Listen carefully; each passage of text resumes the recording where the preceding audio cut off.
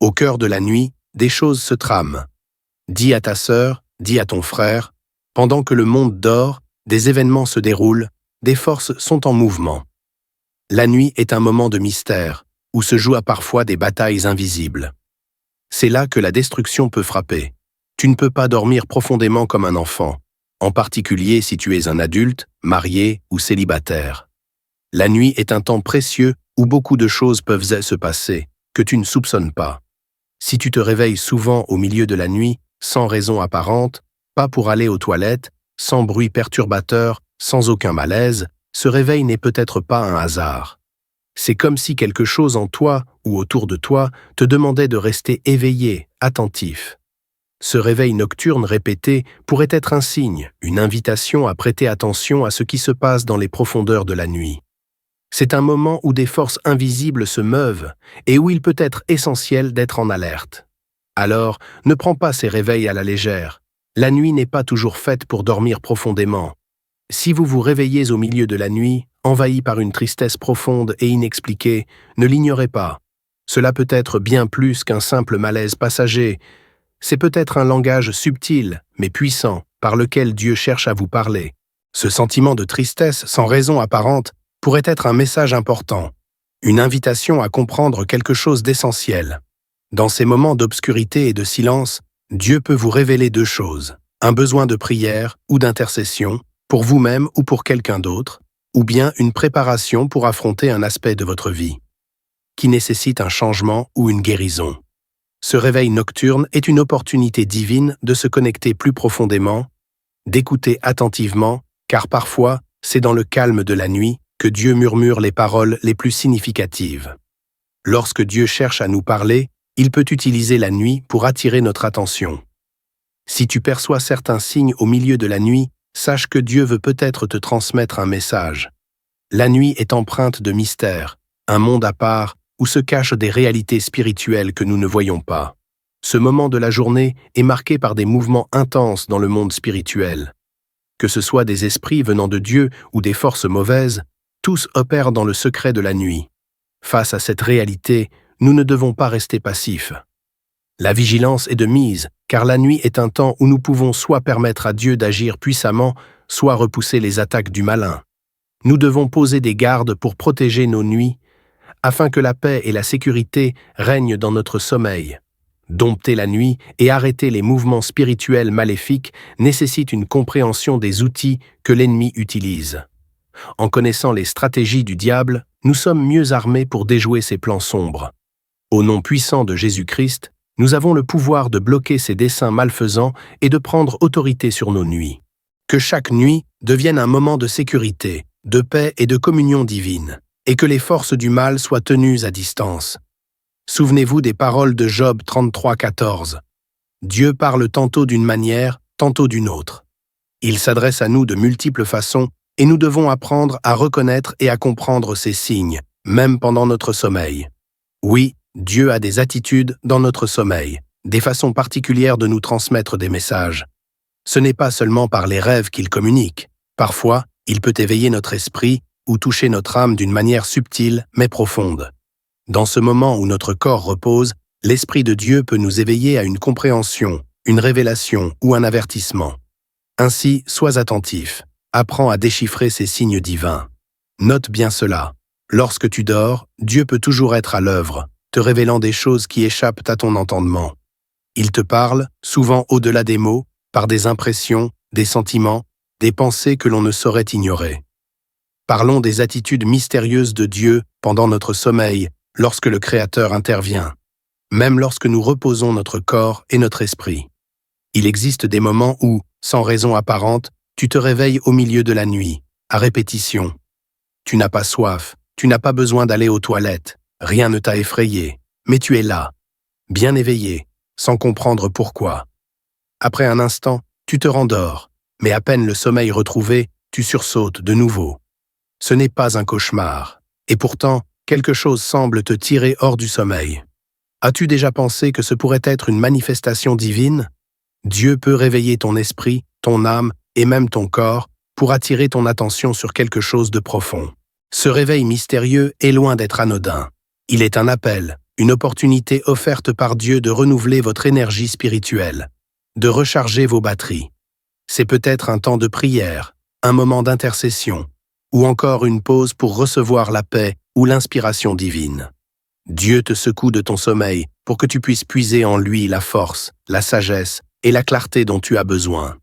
Écoute bien, il y a quelque chose qui arrive, que cette parole touche ton cœur, car Dieu veut sauver ton âme. Quelqu'un a choisi de se préparer, et si tu n'es pas vigilant, cela pourrait te déstabiliser. Dieu te dit de te réveiller, de te lever, de recharger tes batteries spirituelles. Quand tu te réveilles à répétition au milieu de la nuit, ce n'est pas un hasard. Au lieu de rester allongé à regarder l'heure défiler, comprends que c'est un langage de Dieu. Ce réveil nocturne est un appel. Dieu te secoue pour te préparer. Alors, ne reste pas dans un état de demi-sommeil, ne prie pas à moitié en te laissant distraire. Prends au sérieux ta propre vie et lève-toi. Prie avec ferveur, avec vigilance. Si tu restes assis, sois bien réveillé et certain de ne pas te rendre. Recharger vos batteries, c'est te fortifier pour ce qui approche. Car si tu ignores cet appel, le danger que Dieu a discerné continue d'avancer vers ta maison, vers ta vie. Et si ce jour vient sans que tu aies préparé ton esprit, tu pourrais être pris de court, affaiblir, et cela pourrait bouleverser ta vie et celle de ceux que tu aimes. Ne laisse pas le manque de vigilance mettre en péril ce que Dieu cherche à protéger. Combien de fois ai-je entendu des femmes dire « Je ne reconnais plus mon mari ». Ce n'est pas possible, ça ne peut pas être lui. Ma sœur comprend que lorsque le diable rôde autour de ta maison, autour de ta famille, tu ne peux pas croire que tu contrôles la situation. Peu importe ta vigilance, tu ne contrôles pas totalement ton mari, ni tes enfants. Il n'y a que Dieu qui peut tout maîtriser. Et lorsque ce même Dieu te réveille, nuit après nuit, sache que ce n'est pas sans raison. C'est l'un des langages de Dieu. Ce réveil soudain, ce moment où tu dors de ton sommeil sans explication, n'est pas un appel à seulement aller aux toilettes et retourner te coucher. Non, Dieu veut que tu te lèves pour te fortifier, pour recharger tes batteries spirituelles. Tu as une responsabilité, et la charge que tu portes est peut-être bien plus grande que tu ne le crois. Ne retourne pas chercher le sommeil comme si rien n'était. Réveille-toi et prie, prie avec force, car c'est là que tu puises l'énergie dont tu as besoin pour affronter les défis que Dieu seul connaît. Imaginez que tu sais que tu vas partir pour la journée et que là où tu te rends, tu n'auras aucune possibilité de recharger ton téléphone. Que feras-tu? Bien sûr, tu te prépares. Tu chargeras ton téléphone au maximum pour ne pas te retrouver déconnecté quand tu en auras le plus besoin. Eh bien, ton esprit a aussi besoin de ce type de préparation et de vigilance. Ton esprit doit être rechargé, car c'est lui qui affronte les forces spirituelles, pas ton âme ni ton corps. Ce sont les esprits qui luttent contre les esprits. Quand une force extérieure, disons un esprit humain ou même un sorcier, vient la nuit pour semer la destruction dans ta vie ou ta famille, il ne vient pas s'attaquer à ton corps physique, mais directement à ton esprit. Et si, à ce moment-là, il te trouve spirituellement affaibli, en train de dormir profondément sans préparation, ton esprit est conscient. Mais il est désarmé, incapable d'affronter cette intrusion. C'est pourquoi Dieu te réveille parfois au cœur de la nuit. Ce n'est pas juste un hasard, ni un simple besoin de te tourner dans ton lit. Dieu te donne l'opportunité de recharger tes forces spirituelles, de renforcer ton esprit par la prière, de veiller et de te préparer. Ne te laisse pas trouver endormi spirituellement, mais veille, car c'est dans ces moments de réveil nocturne que tu peux te fortifier pour affronter tout ce qui pourrait s'élever contre toi et ta famille. Imaginez, un esprit humain vient, cherchant à frapper là où tu es le plus vulnérable. Il s'attaque directement à ton esprit, et ton esprit, comme paralysé, se retrouve impuissant, incapable de se défendre. Pourquoi? Parce que tu n'as pas été vigilant. Parce que, lorsque Dieu te réveillait nuit après nuit, tu n'as pas compris que c'était un appel, une alerte. Il y a un combat en préparation. Il te demandait de te lever, de prier, de louer, d'adorer pour te fortifier, pour recharger tes batteries spirituelles. Est-ce que quelqu'un m'entend? La Bible est claire, il n'y a aucune épreuve qui soit au-dessus de tes forces. Aucune bataille n'est insurmontable, mais encore faut-il être préparé. Si vous échouez face à une tentation ou un combat, ce n'est pas parce que l'épreuve est trop grande, mais parce que vous n'avez pas saisi l'occasion de recharger votre énergie spirituelle. Certaines nuits, Dieu te réveille sans relâche. Il insiste, il frappe à la porte de ta conscience. Il te tourmente, te tire du sommeil, et toi, tu restes là, à te demander pourquoi. Si seulement tu savais que ce réveil est un langage divin, une des attitudes de Dieu pour te préparer. Alors, arrête de te tourner et de te réendormir, et prends ce temps pour accumuler la force nécessaire pour les combats qui t'attendent. Ne laisse pas l'ignorance te voler ta victoire. Entends cet appel et agis, car c'est là que tu trouveras la force pour vaincre. Mon frère, quand Jésus fait fuir ton sommeil, ne cherche pas à te rendre. Ce n'est pas un hasard. Jésus dérange ton sommeil parce qu'il y a quelque chose d'important que tu dois faire. Recharger tes batteries spirituelles. Peut-être que, pendant ce temps, Jésus est en train de voir comment le cœur de tes enfants se brise, comment leurs vies sont en train de se détruire. Et il te dit, il doit prier, sinon il risque de tout perdre. Peut-être qu'à cet instant précis, Jésus voit les complots qui se trament contre toi, les pièges dressés, les attaques spirituelles en préparation. Et avant que ces choses ne t'affrontent, il te réveille. Il veut que tu sois prêt, fortifié dans l'esprit, avant de faire face à la tempête. Mais toi, tu préfères dormir, tu ne comprends pas l'urgence de ce réveil divin. Que Jésus te délivre de cette paresse spirituelle et qu'il t'aide à saisir ce moment crucial. C'est dans la prière, dans cette élévation spirituelle, que tu vas trouver la force pour faire face à ce qui vient.